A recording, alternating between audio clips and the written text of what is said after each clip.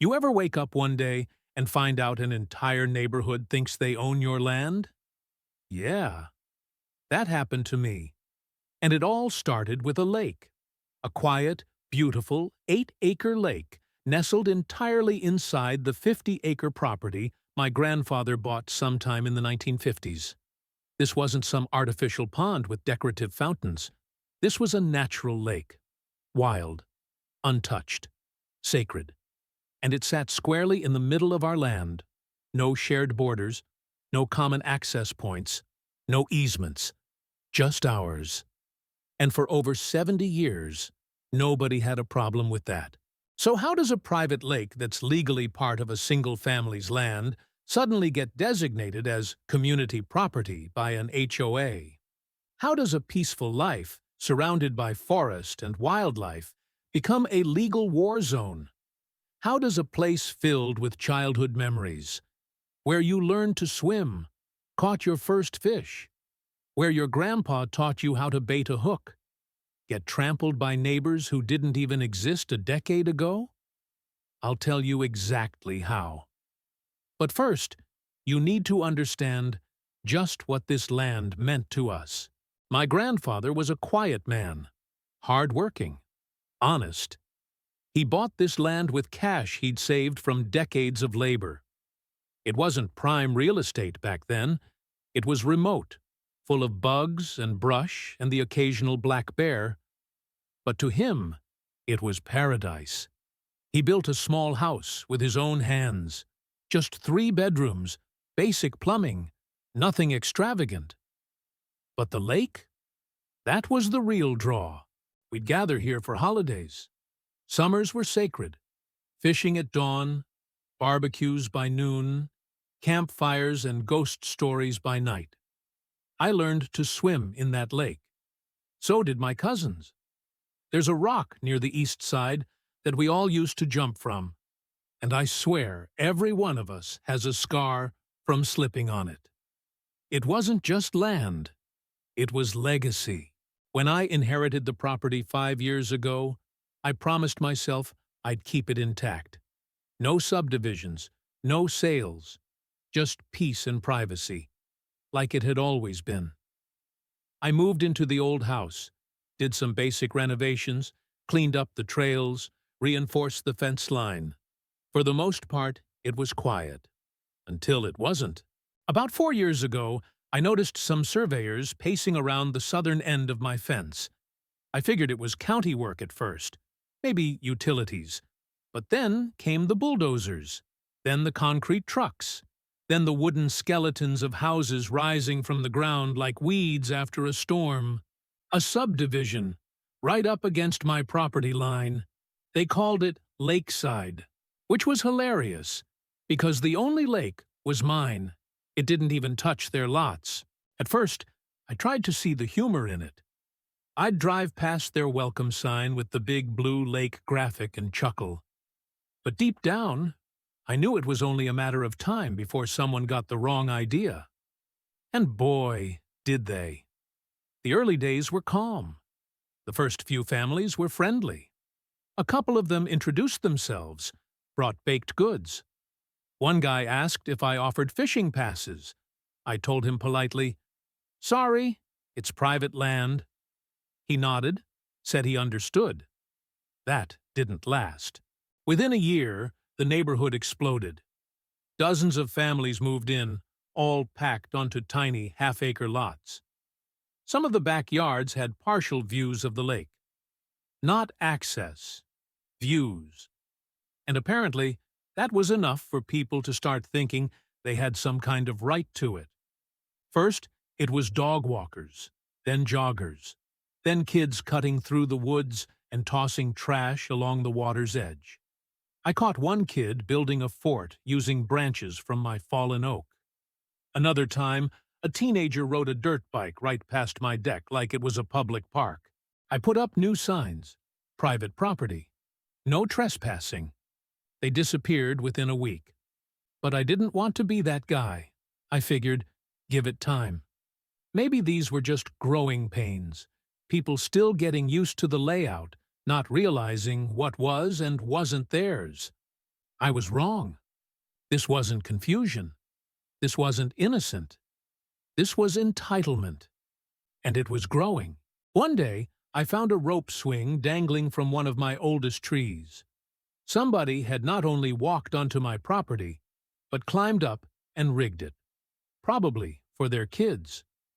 That tree was nearly 100 years old. One lightning strike or bad landing and somebody's child would be seriously injured. On my land. So I took it down. The next day, it was back up. That's when I knew this wasn't going to be fixed with polite conversations or friendly reminders. Something was shifting. And fast. These people weren't acting like neighbors. They were acting like owners. And the kicker? At this point, I still hadn't even heard of the HOA. When the subdivision first broke ground, I honestly didn't think much of it. Sure, it was annoying to see the forest get torn down, but progress happens. I figured a few homes, a bit of traffic, maybe some kids playing in the area. Nothing I couldn't live with. My property was still fenced, still secluded, and that lake was still 100% mine. No shared boundary, no legal gray areas. The subdivision grew faster than anyone expected. What started as 3 or 4 model homes ballooned into an entire neighborhood in under 2 years. It was like watching a town pop up overnight. They called it Lakeside HOA. And, yeah, that name still cracks me up. Because here's the thing. There's no lake in Lakeside. Just a bunch of identical houses crammed into half-acre lots, and a distant view of my water from their back porches. That's it. You can't walk to the lake without trespassing. You can't boat or swim or fish. It's not on their map. It's not part of their parcel. But the name alone, it planted a seed. The early homeowners were respectful enough. They'd wave when I drove by. A few even apologized when their kids wandered too close. It was all innocent, at least at first. But as the community filled up, something shifted. More houses meant more people. More people meant more assumptions. New neighbors, unfamiliar with the area, started talking like they had a say in things. I overheard one man telling another that, "We're lucky we've got lake access right down the hill." I was tempted to step in, but I let it go. I thought it was a misunderstanding. It wasn't. About a year after the development opened, word started spreading that a homeowners association was forming. Flyers went out. Social media pages popped up. They called themselves the Lakeside HOA, and, like clockwork, they began hosting block parties, newsletters, and monthly board meetings. What surprised me most? They never once contacted me, never asked if I wanted to be included, never sent a courtesy letter, never asked if I was even part of the subdivision, because I wasn't. My property predates the subdivision by decades. It has a different legal description, a different address, different zoning. It's literally on a different street.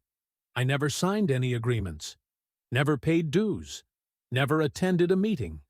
Legally, officially, and logically, I had zero affiliation with the HOA. But that didn't stop them from acting like I did. It started small. Little things. People walking their dogs around the lake's edge, pretending they didn't see the signs. Kids wandering off the main road and building tiny forts in the woods. I let it slide. No point picking fights with kids or neighbors trying to enjoy the outdoors. But then I noticed the rope swing. Then fire pits, trash, beer cans. That's when I started getting frustrated.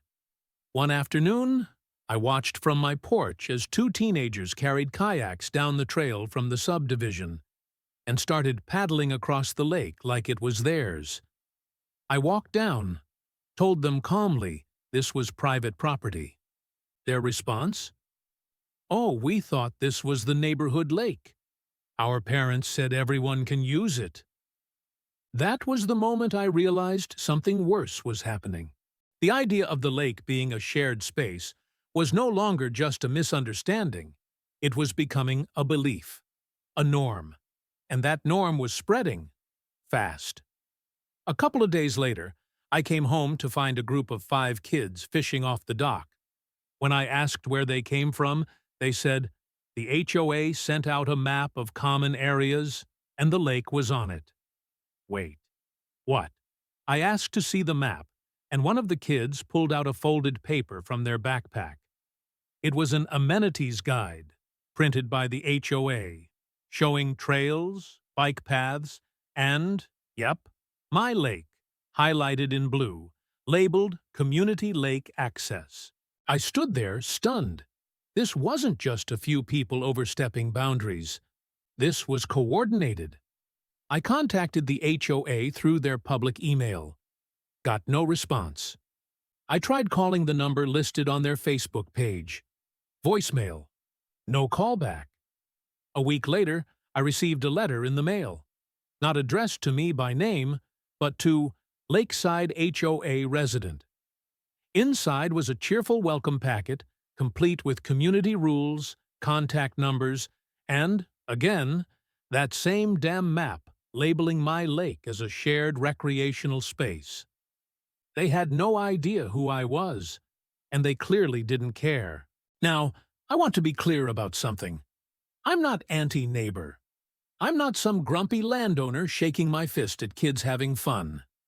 But there's a difference between being a good neighbor and being taken advantage of. I didn't inherit this land so people could treat it like a free park. And I sure as hell didn't agree to let a homeowners association draw fantasy maps and start claiming they had rights to my property. Still, I tried to avoid confrontation. Maybe it was a simple mix-up. Maybe someone on the board got confused. Maybe they used old county data or misread the parcel lines. So I gave them one last chance. I sent a formal letter to the HOA's listed P.O. box. I explained, respectfully, that the lake was on private property, was not part of any subdivision, and was not subject to their rules. I even attached a copy of the property deed showing the boundaries. No response, no acknowledgement, just more foot traffic, more kids, more trash. That's when I knew. This wasn't ignorance. It was intentional. And they were just getting started. It was a Saturday in early June, the kind of humid, quiet day where you hear every bird, every cricket, every ripple on the lake. I was inside making coffee when I noticed something odd through the window. Movement. A lot of it. I walked onto the porch, and my stomach dropped. There, down by the lake, were tables, folding chairs, a grill, coolers, balloons. What in the actual hell? I grabbed my keys and headed down the trail. As I got closer, it became clear. This wasn't just a few people having a picnic. This was a full-on birthday party being set up. A woman was directing people like it was her backyard. Kids were already dipping their feet in the water. Someone had even brought a Bluetooth speaker blasting Kids Bop. I was speechless. "Excuse me," I said calmly to the woman with the clipboard. "This is private property." She turned, smiled, and said, "Oh, you must be the caretaker. Don't worry, we've got a permit. I reserved this space for my daughter's party." "A permit?" I blinked. "I own this land. You're on my private property." The woman, later I'd find out her name was Tiffany, laughed. "No, sir, this is community property. The HOA designated it as a shared recreational area months ago. We even had it surveyed." I stood there, jaw slack. I told her calmly, again, that this lake and the surrounding land had been in my family for over 70 years. It was not part of their HOA, not public, and I had the deed to prove it. That's when she rolled her eyes and said, "Look, I'm not going to argue with you. I reserved the space through proper channels. If you keep harassing us, I'll call the police." She threatened to call the cops on me for being on my own land. I told her, Go ahead. Please do. I'll be happy to show them my deed. And sure enough, she pulled out her phone, dialed 911, and loudly declared, "Yes, I'm at Lakeside, and a man is harassing us while we're trying to have a child's birthday party." Meanwhile, the kids were now swimming in the lake. People were opening beers, and two men were arguing over where to put the second grill. I walked back up to the house, printed out a copy of my deed and property plat, and waited on the porch. 20 minutes later, a sheriff's deputy pulled up. Tiffany ran to him like she'd just been mugged. "There he is," she pointed. "That's the guy. He's been harassing us while we're using the HOA recreation area. He's screaming at children, threatening people, and now he's trying to kick us out of our own community space." I stayed calm, handed the deputy the documents. "Sir," I said, "this is my land, the lake, the surrounding woods, everything. I never joined the HOA, and I've been trying to stop their residents from using it like it's theirs." The deputy looked through the paperwork, checked the map, asked a few clarifying questions, then turned to Tiffany and said, "Ma'am, he's right. This land isn't part of your HOA. It's private property. You can't just declare it public and hold an event here." Tiffany's face went ballistic. She turned red, started pacing, yelling, "This isn't right. The HOA has a map. We designated it months ago. We've had meetings." The deputy was patient, but firm. "You don't have the authority to designate someone else's land. You're trespassing. I'm going to have to ask you to leave." She pointed a trembling finger at me and screamed, "This is not over. The HOA will get to the bottom of this." She packed up, but not quietly. She berated me the entire time, told guests loudly that I was selfish, greedy, and a bitter old man who hated children. For the record, I'm 34. People were shooting me dirty looks, like I'd just ruined Christmas. One kid asked his mom why the man with the beard hates birthdays. They loaded their coolers and chairs back into their cars, but not before Tiffany got in one final dig. "Enjoy the peace while you can. The HOA has lawyers." I wish I could say that was the end of it. It wasn't even the beginning. A few days later, I got a letter in the mail. It was addressed to HOA resident. Inside, a printout of updated community guidelines. The lake was now listed as a shared amenity requiring advanced scheduling. A day later, another letter came. This one was personalized, signed by Tiffany as day president of the HOA. It claimed that the HOA had confirmed the lake was community property based on historical usage, and that I was interfering with the peaceful enjoyment of residents. It demanded that I cease all confrontations with HOA members and respect established access norms. What the hell? I called the number on the letter. Tiffany answered. She sounded smug, like she'd been waiting for this call. I told her, "You have no legal right to the lake. This isn't up for discussion." She cut me off. "Our lawyers have reviewed everything. You're grandfathered in as a lake user, but that doesn't give you the right to exclude others." I told her every time I caught someone on my land, I'd call the police. Then I hung up. 2 days later, my signs were gone. I replaced them. Gone again. I tried metal posts, screwed them into trees, spray-painted private property on boulders. They kept disappearing.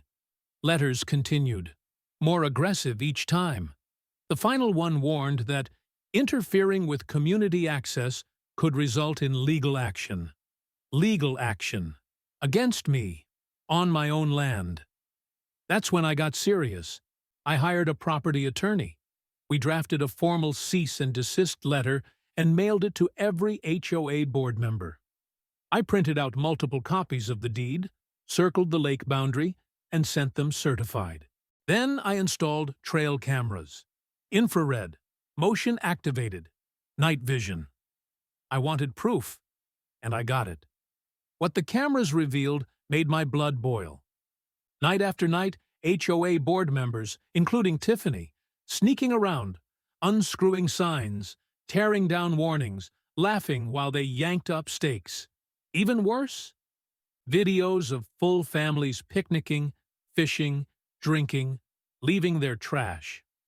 One couple had the audacity to set up a hammock between two of my trees. It wasn't an accident.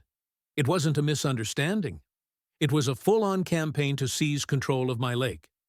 And now I had proof. The footage didn't lie. And it wasn't grainy or ambiguous either. These were clear videos, faces, voices, license plates. Tiffany herself in broad daylight, yanking my signs out of the ground and tossing them in a trash bag like she was picking weeds. At one point, she looked directly at the camera and muttered, "He can keep putting them up. I've got all day." Another board member, someone I'd never even met, was recorded helping kids carry picnic supplies onto the dock, complete with birthday balloons. One night, two men dragged a cooler to the lake, cracked beers, and started playing country music while fishing from my canoe, which had been padlocked under the boathouse. They must have broken it. One group even had the audacity to dump charcoal into the lake after grilling. I was done being quiet. I compiled the footage, labeled every clip with timestamps and names where possible, and drove straight to the sheriff's office. I asked for Deputy Volkar, the same one who had handled the birthday party mess. Volkar sat through every clip, arms crossed, nodding slowly. Wow, he said. "This is straight-up theft and trespassing." He didn't mince words. We filed a formal criminal complaint against every person we could identify. Theft of property, trespassing, harassment. 3 HOA board members, including Tiffany, were listed on the complaint. The very next day, my lawyer hand-delivered a second cease and desist letter, this time outlining our intent to sue if further incidents occurred. We also requested that all HOA communication regarding the lake cease immediately. But instead of backing down, they escalated. A week later, I received a certified letter from the HOA's law firm. It accused me of harassment, intimidation, and deliberately interfering with the residents' peaceful use of community recreational facilities. They were trying to flip the script. The letter threatened to sue me for defamation and for erecting illegal signage on HOA property. My lawyer practically laughed when he read it. "They don't have a leg to stand on," he said, "but this might be a good time to put them on full legal notice." He was right. If they wanted to take this to court, then so be it. But we weren't going to play defense anymore. We were going on offense. And just when I thought I'd seen the peak of the madness, things reached a level I could have never predicted. A level that still makes me shake my head. A level that proved, without a doubt, the HOA didn't just misunderstand boundaries, they believed they had taken over. It was a quiet Friday evening in late August. I'd just lit the grill, cold beer in hand, steaks ready to sizzle. Then I heard cars. A lot of them. Not just one or two, dozens. I looked out toward the trail leading to the lake and saw people streaming in. Families, couples, old folks, teenagers, some carrying chairs, others dragging coolers. I walked down to the lake, and what I saw made my jaw hit the dirt. They had set up rows of folding chairs facing a makeshift podium, a microphone and a speaker system, a registration table with clipboards. It wasn't a party this time, it was a meeting. The HOA was holding their quarterly board meeting on my land. I stared, stunned, while some woman at the registration table smiled at me and said, "You here to check in? Please write your address clearly." I didn't even respond. Tiffany came striding over with her usual smug confidence and said, "Don't start yelling. We have every right to be here." I said, "You're trespassing, again. I have the deed. This is my land." She shrugged and replied, The community voted. This is now the designated meeting spot. We sent notices. She actually tried to gaslight me into believing this was my fault for not attending their HOA meetings. I didn't argue. I pulled out my phone and dialed 911. Within 20 minutes, 3 sheriff's vehicles rolled in, lights on, and one of them? Deputy Volkar. He walked over, looked around at the 60-plus people sitting in lawn chairs with notepads, turned to me and asked, "They serious?" I nodded. He walked to the podium, where Tiffany was now trying to start the meeting, and said loud enough for everyone to hear, "Ma'am, I've seen his deed. This is his private property. You are all trespassing. You need to leave. Now." Tiffany grabbed the mic and shouted, "We are not leaving! This land belongs to all of us." Deputy Volker replied, "Ma'am, you are moments away from being arrested for criminal trespassing. Everyone here has 5 minutes to vacate the property. If you stay, you're getting cited. If you resist, you're getting cuffed." That got their attention. The crowd started breaking down chairs and shuffling toward the street. People were muttering things like, "I can't believe this," and "She said we had permission." Tiffany and 2 other board members stayed behind, still arguing, demanding their lawyer be called immediately. But even they knew it was over. After about 30 minutes, they left. Volker stayed with me for another hour, writing up reports, shaking his head the entire time.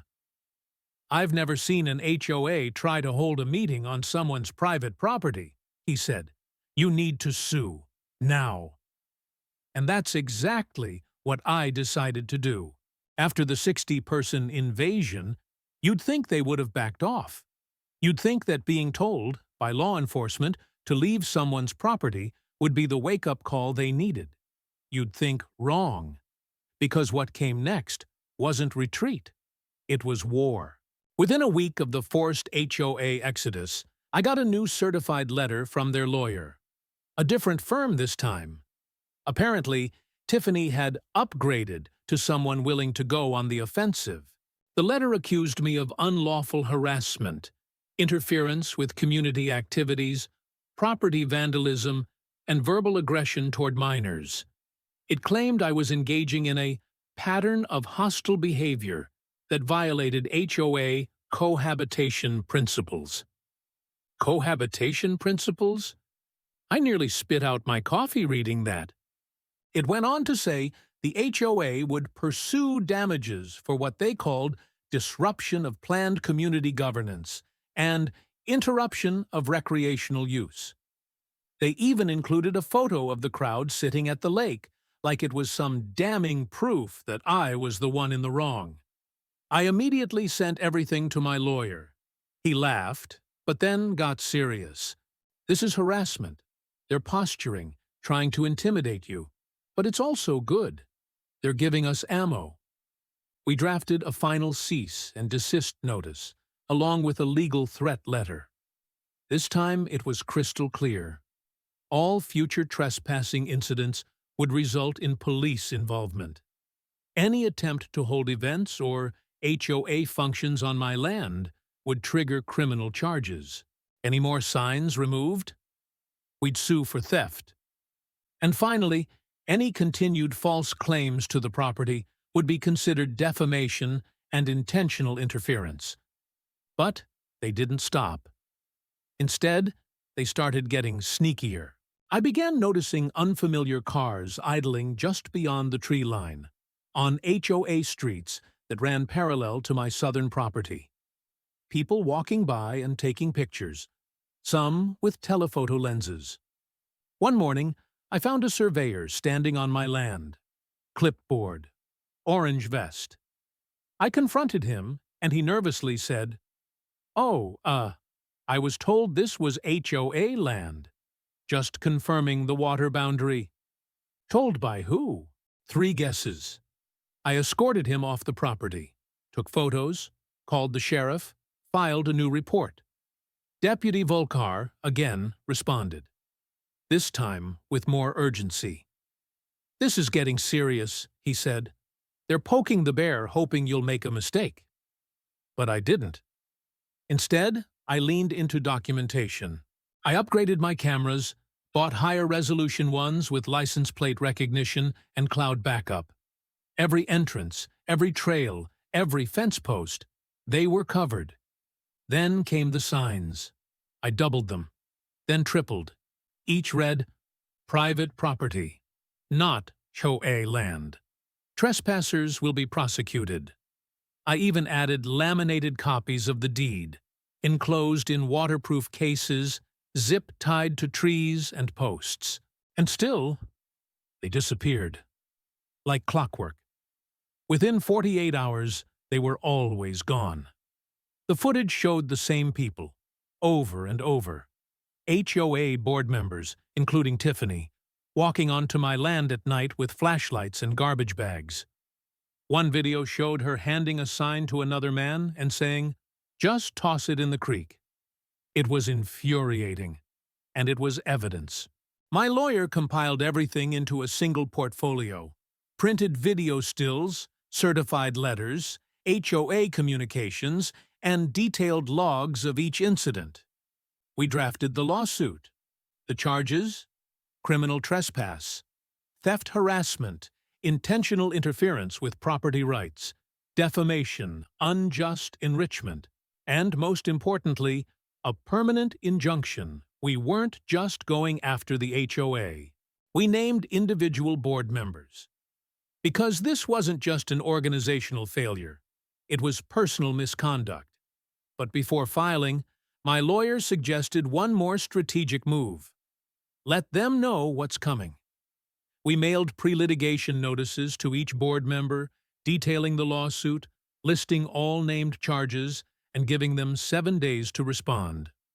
Their reaction? Silence. Except Tiffany. She called. Her tone was different this time. Not smug, not threatening, but still delusional. "You're really going to go through with this?" she asked. "Yes." "We've done nothing wrong," she said. "The community has a right to access shared natural resources. That lake isn't being used. It benefits everyone." I couldn't believe what I was hearing.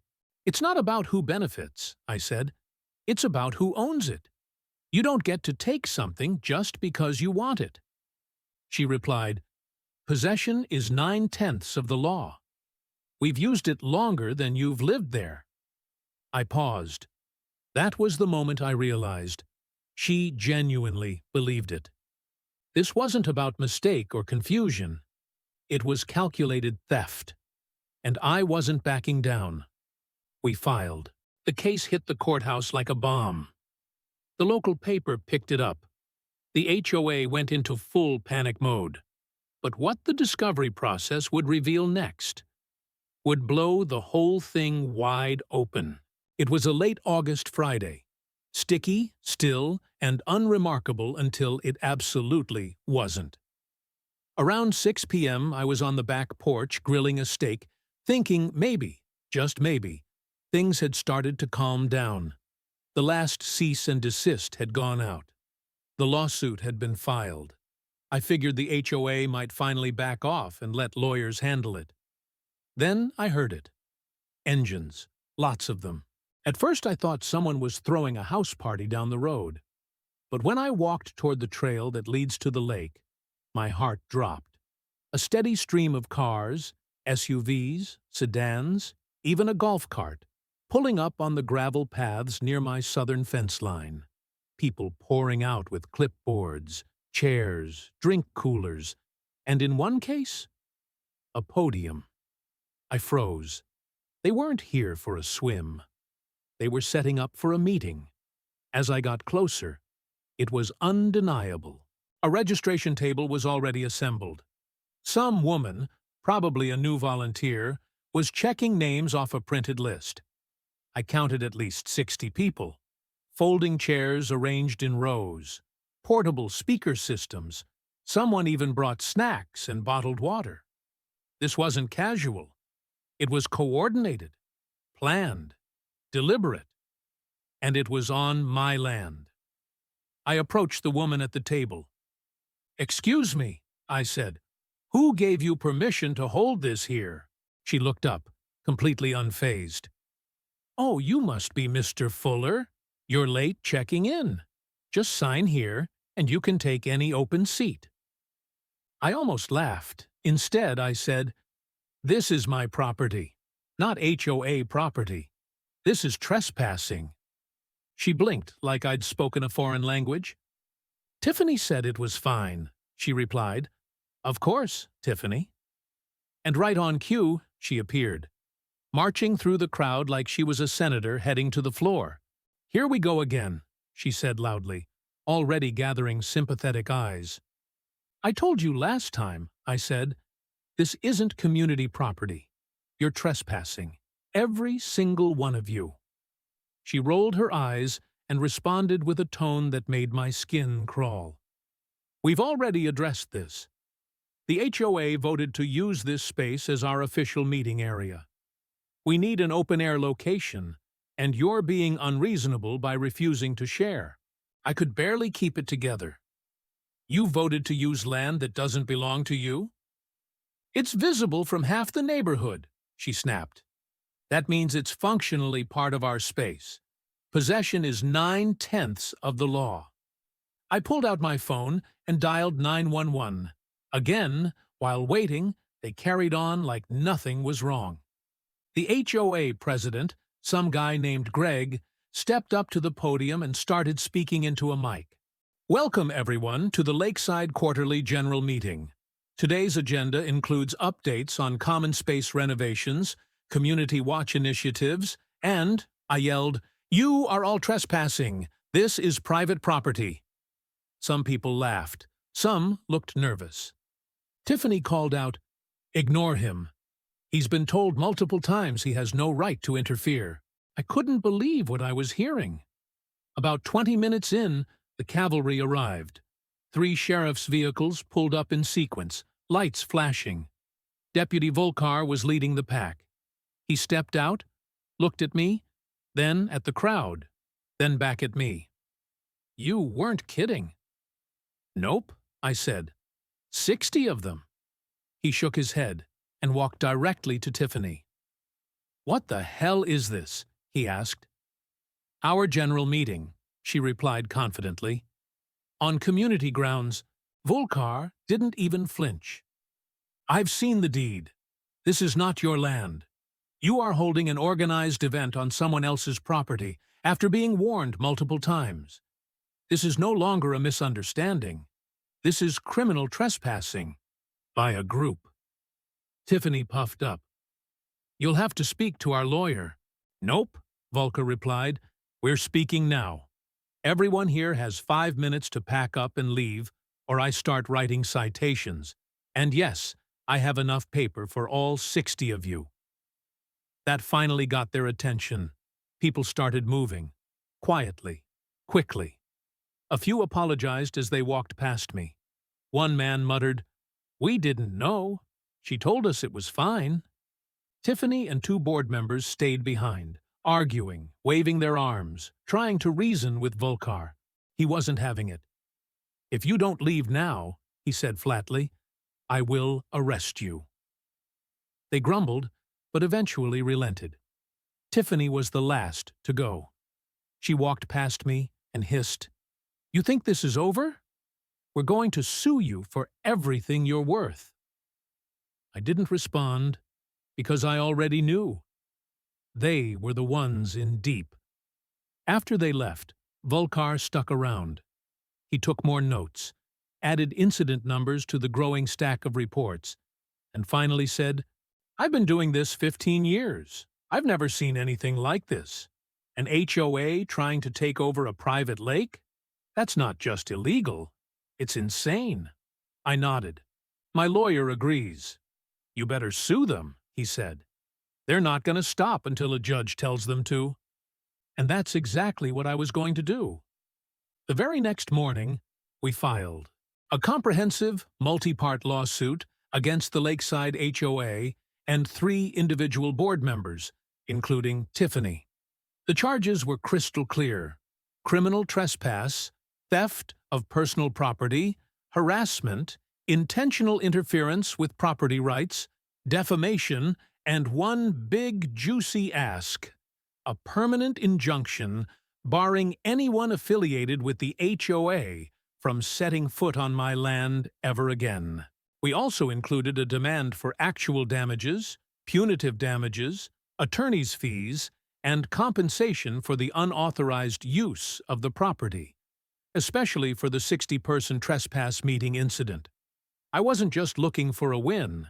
I wanted to make sure they could never pull this stunt on anyone else again. Their response came fast and panicked. Within 24 hours of being served, the HOA's lawyer reached out with a message. "Can we talk settlement?" I didn't answer. I wanted discovery first. Why? Because discovery meant subpoena power.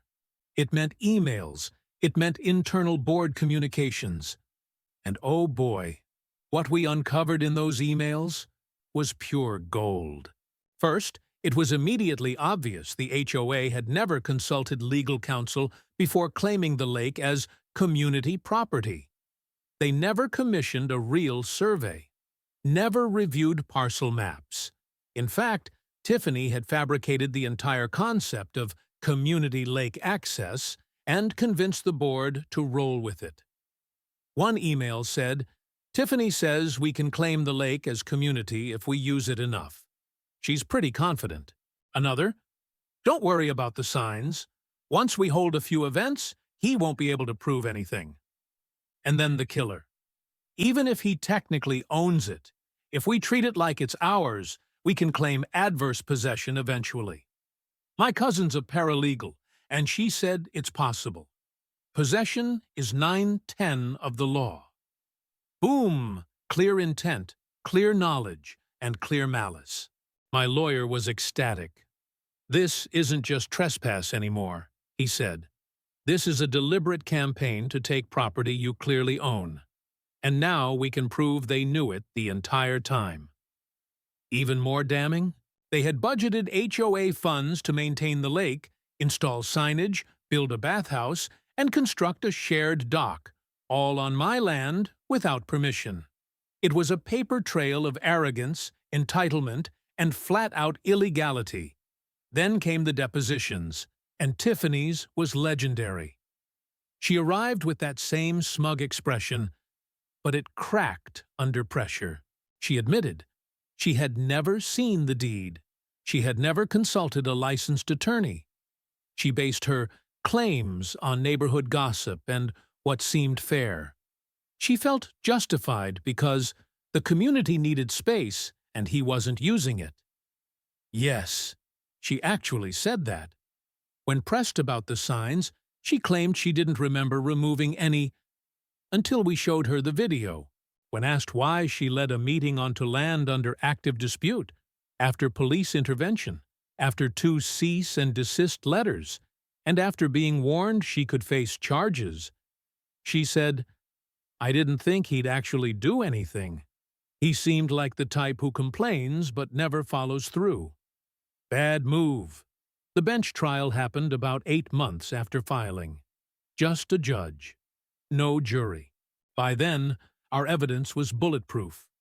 Surveillance footage, emails, signed incident reports, photos of property damage, audio recordings, copies of all HOA letters and flyers. Their defense? A mix of denial, vague confusion, and attempts to spin it as a misunderstanding. The judge didn't buy it for a second. In his ruling, he stated, the HOA acted far outside the bounds of its authority.